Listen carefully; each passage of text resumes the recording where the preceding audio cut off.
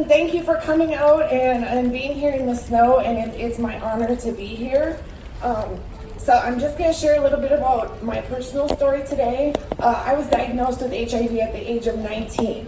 This was following several years of homelessness and survival sex. I was in an abusive relationship at that time that I stayed in because I thought that no one else would ever love me.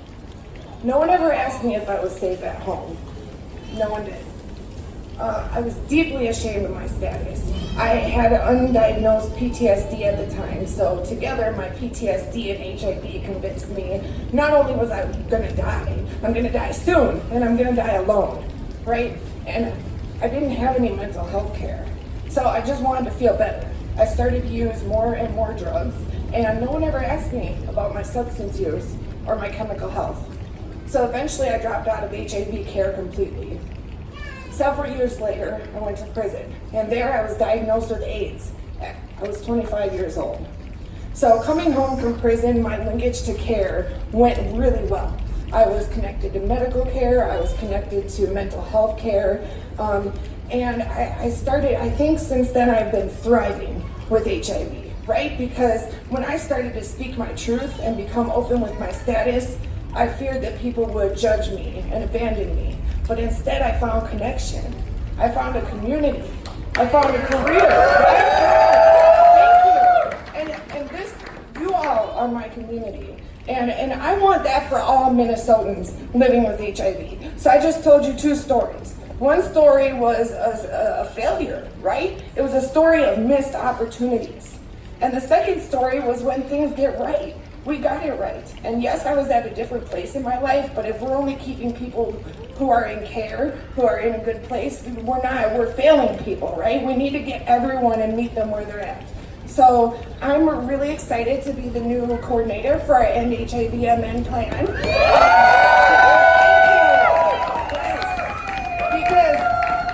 Thank you. This plan is the roadmap to get us there, right?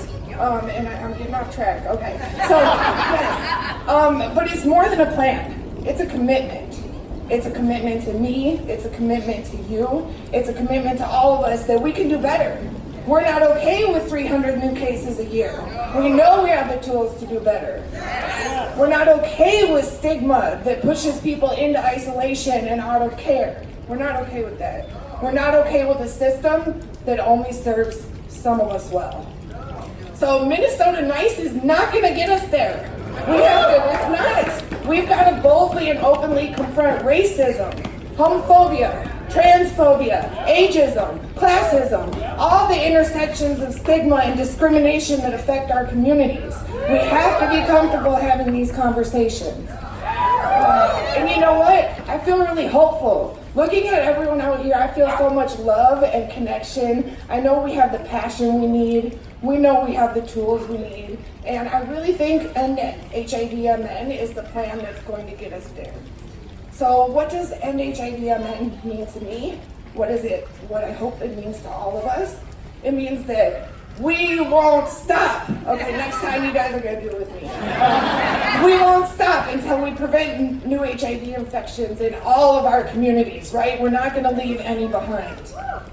We won't stop until all Minnesotans have access to high quality health care, regardless of whether they're in the metro or in greater Minnesota.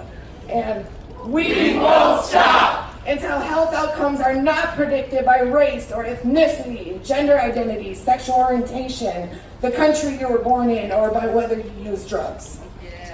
So to all of you gathered here today, I ask, continue your work with people living with or vulnerable to HIV.